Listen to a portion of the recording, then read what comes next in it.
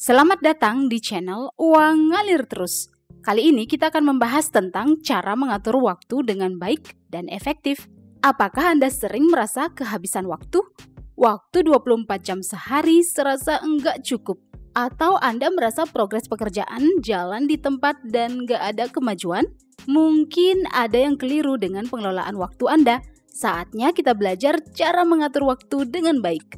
Semua orang memiliki waktu yang sama, yaitu 24 jam sehari, 7 hari seminggu, dan 365 hari dalam setahun. Yang membedakannya adalah bagaimana kita mengelola waktu yang sudah kita miliki. Waktu adalah salah satu komponen penting dalam hidup. Pengelolaan waktu yang baik dan efektif dapat membantu Anda meraih tujuan hidup apapun yang Anda inginkan.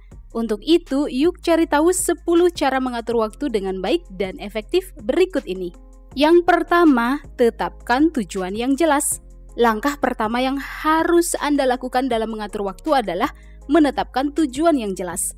Mulailah dengan menentukan tujuan jangka pendek, misalnya hal apa yang ingin Anda capai dalam setahun atau 2 tahun ke depan.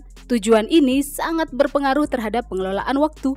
Dengan memiliki tujuan yang jelas, Anda tahu apa yang harus dilakukan terlebih dahulu.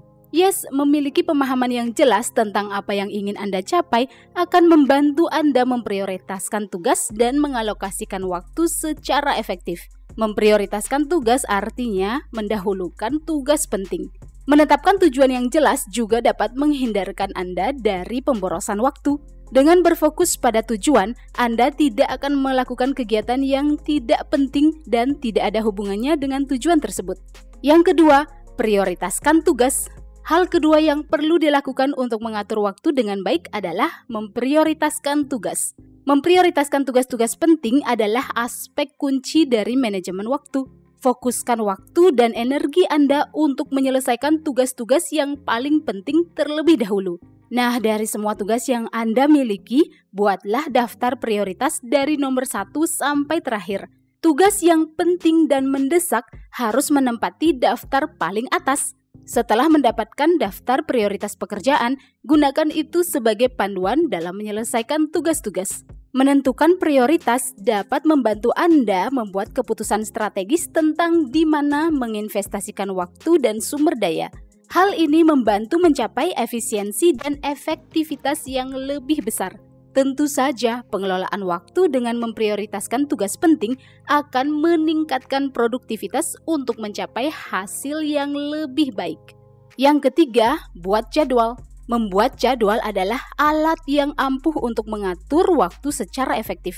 Dengan menjadwalkan hal-hal yang dilakukan secara terstruktur, Anda mendapatkan gambaran visual yang jelas tentang bagaimana Anda menghabiskan waktu. Buat jadwal harian, mingguan, atau bulanan ya. Alokasikan slot waktu tertentu untuk berbagai aktivitas dan menyelesaikan tugas-tugas. Dengan mengalokasikan waktu tertentu untuk semua kegiatan, Anda mengatur waktu dengan efektif. Selain itu, kegiatan yang dilakukan sesuai jadwal akan menghindarkan Anda dari penundaan. Semua tugas dapat dikerjakan tanpa ada yang tertunda. Jangan lupa menyelipkan jadwal untuk olahraga dan pengembangan diri ya, untuk tetap menjaga kesehatan fisik dan mental. Yang keempat, bagi tugas besar menjadi lebih kecil. Tugas-tugas besar bisa membuat Anda kewalahan dan menyebabkan penundaan. Nah, bagi tugas yang besar menjadi tugas-tugas yang lebih kecil sehingga dapat dikelola dengan baik. Hal ini memungkinkan Anda untuk fokus pada tugas-tugas kecil sehingga melihat kemajuan atau progres setelah menyelesaikannya. Tugas atau pekerjaan yang lebih besar dan kompleks seringkali menakutkan dan membuat kita ruwet duluan, sehingga menyebabkan penundaan. Jadi, membagi tugas besar menjadi lebih kecil dapat mengurangi stres dan meningkatkan produktivitas. Memecah tugas menjadi bagian yang lebih kecil adalah salah satu cara mengatur waktu dengan baik dan efektif. Anda akan mengalokasikan waktu dan sumber daya untuk menyelesaikan tugas-tugas kecil. Jangan lupa menentukan tenggat waktu atau deadline untuk tugas-tugas kecil tersebut ya.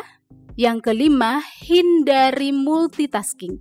Menghindari multitasking adalah prinsip utama dalam manajemen waktu yang efektif.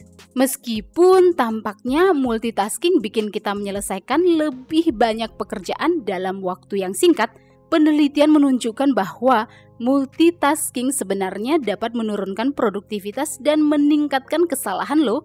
Multitasking artinya kita fokus mengerjakan banyak pekerjaan sekaligus dalam waktu bersamaan. Misalnya Anda menulis artikel sambil ngajarin adik matematika.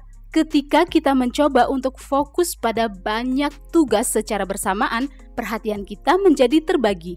Hal ini menyebabkan berkurangnya konsentrasi dan menurunnya kinerja secara keseluruhan. Mulai sekarang, hindari multitasking ya.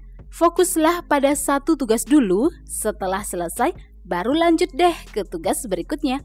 Dengan menghindari multitasking, kita dapat memprioritaskan tugas, mempertahankan fokus yang lebih baik, dan meningkatkan kualitas pekerjaan kita. Yang keenam, hilangkan gangguan.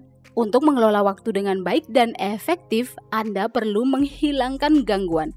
Gangguan dapat menggagalkan fokus dan produktivitas secara signifikan, sehingga membuang-buang waktu dan menurunkan efisiensi. Dengan secara sadar meminimalkan gangguan, kita bisa berkonsentrasi penuh untuk menyelesaikan pekerjaan dan memanfaatkan waktu sebaik-baiknya. Gangguan bisa berupa banyak hal seperti notifikasi di HP, kebisingan dari jalan raya, gangguan dari keluarga atau teman. Saat kita meminimalkan gangguan, kita menciptakan ruang yang kondusif untuk fokus bekerja. Hal ini bisa dilakukan dengan mematikan notifikasi HP, mencari ruang kerja yang tenang, atau memberitahu keluarga untuk tidak gaduh. Susah loh mengembangkan fokus saat sudah terganggu, apalagi buat orang yang gampang terdistraksi. Nggak kelar-kelar deh pekerjaannya. Nah, dengan menciptakan lingkungan bebas gangguan, kita dapat mencurahkan perhatian penuh pada tugas yang ada, sehingga meningkatkan produktivitas dan manajemen waktu yang lebih baik. Yang ketujuh, latih metode time blocking. Apakah Anda pernah mendengar metode time blocking? Ini adalah salah satu metode dalam pengelolaan waktu yang efektif. Time blocking artinya mengalokasikan waktu tertentu untuk tugas atau aktivitas tertentu. Dengan melakukan time blocking, kita memiliki kendali lebih baik atas jadwal kita dan meningkatkan kemampuan untuk mengelola tugas secara efisien. Time blocking meningkatkan fokus dalam menyelesaikan kegiatan. Hal ini menghindarkan kita dari multitasking dan penundaan karena kita fokus pada satu tugas dalam jangka waktu tertentu. Dalam menerapkan time blocking, Anda perlu menetapkan perkiraan jumlah waktu yang tepat untuk menyelesaikan sebuah pekerjaan. Pastikan Anda menetapkan jumlah waktu yang jelas dan realistis ya. Dengan menetapkan batasan waktu yang jelas, kita menjadi lebih sadar akan berapa lama waktu yang dibutuhkan untuk menyelesaikan tugas. Hal ini dapat meningkatkan keterampilan dalam mengelola waktu secara efektif. Yang kedelapan, belajar untuk mengatakan tidak. Belajar untuk berkata tidak adalah salah satu aspek penting dalam pengelolaan waktu yang efektif. Penting loh untuk menetapkan batasan dan belajar untuk mengatakan tidak ketika ada sebuah permintaan yang tidak sejalan dengan tujuan Anda. Prioritaskan waktu Anda untuk mengerjakan tugas yang penting dan mendesak ya. Ketika kita mengatakan iya untuk setiap permintaan atau peluang, kita akan menjadi kewalahan dan tugas prioritas akan terbengkalai. Ketika ada sebuah permintaan, pikirkan apakah itu mendesak atau enggak. Jika mendesak, berarti Anda harus mengutamakannya. Misalnya, jika Anda diajak nongkrong oleh teman-teman, padahal Anda sedang bekerja, ya tentu saja Anda harus memikirkan apakah kegiatan nongkrong itu mendesak dan prioritas. Jika iya, maka kerjakan, tapi jika enggak, maka belajarlah untuk berkata tidak. Hal ini sangat penting diterapkan agar Anda bisa mengelola waktu secara efektif. Yang kesembilan, mendelegasikan tugas. Mendelegasikan tugas adalah salah satu cara ampuh untuk mengelola waktu dengan baik dan efektif. Ketika kita mencoba melakukan semuanya sendiri, kita akan kewalahan. Nah, inilah tujuan delegasi. Delegasi artinya melibatkan atau mempercayakan tugas kepada orang lain yang kita percaya memiliki keterampilan dan kemampuan untuk menyelesaikan tugas tersebut. Dengan mendelegasikan tugas, kita membebaskan waktu kita untuk berfokus pada tugas dengan prioritas tinggi. Tentu saja Anda harus teliti dalam mendelegasikan tugas kepada orang yang tepat. Mempercayakan pekerjaan kepada orang yang salah malah bikin semuanya kacau. Ambil tugas prioritas penting untuk diri Anda dan serahkan tugas-tugas prioritas rendah kepada orang lain. Jangan lupa untuk memberikan tenggat waktu saat mendelegasikan tugas ya. Yuk kita lanjut ke poin yang ke-10 yaitu istirahat. Nah, jangan lupa istirahat ya. Yes, tubuh Anda juga perlu istirahat untuk membuatnya lebih fit dan siap menaklukkan tantangan berikutnya. Ketika terus-menerus bekerja tanpa istirahat, energi dan fokus kita dapat menurun sehingga menyebabkan hasil yang kurang baik. Dengan beristirahat, kita dapat menyegarkan pikiran dan tubuh kita menjadi lebih produktif dan manajemen waktu menjadi lebih baik. Istirahat teratur sangat penting untuk menjaga produktivitas dan menghindari kelelahan. Biarkan diri Anda istirahat sejenak untuk bersantai dan mengisi ulang energi. Menjaga kesehatan fisik dan mental Anda sangat penting untuk manajemen waktu yang efektif loh. Dengan memprioritaskan istirahat, kita memastikan tingkat energi terjaga sepanjang hari. Hal ini tentu saja membuat kita bekerja lebih efisien dan efektif.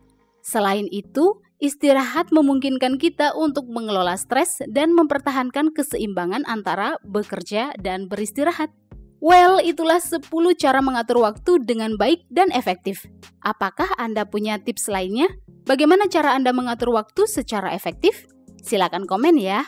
Silakan like video ini jika bermanfaat dan subscribe untuk mendapatkan update video-video berikutnya. Sampai jumpa di pembahasan berikutnya di channel Uang Ngalir Terus.